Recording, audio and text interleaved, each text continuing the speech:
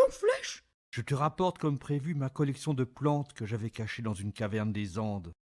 Ces trésors représentent le travail de toute une vie. À l'intérieur des ballots se trouvaient de petits paquets que nous disposâmes soigneusement en ligne sur la table. Ceux-ci, je les ai baptisés haricots hilarants. C'est pourquoi faire provoquer le rire. Alors que Longue Flèche portait son attention sur autre chose, Bumpo en profita pour avaler 3 de ces haricots. Oh, il suffit d'en manger le quart. Leur effet sur notre ami fut tout à fait extraordinaire. Il commença par arborer un large sourire, puis se mit à pouffer.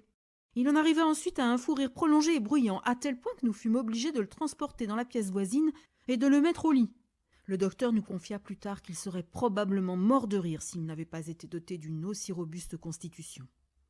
Longue Flèche nous montra ensuite des racines qui avaient la propriété, cuites dans une soupe avec du sucre et du sel, de faire danser les gens à une vitesse extraordinaire et pendant très longtemps. Il nous proposa d'essayer, mais nous déclinâmes poliment l'invitation. Cette collection de choses curieuses et utiles paraissait infinie.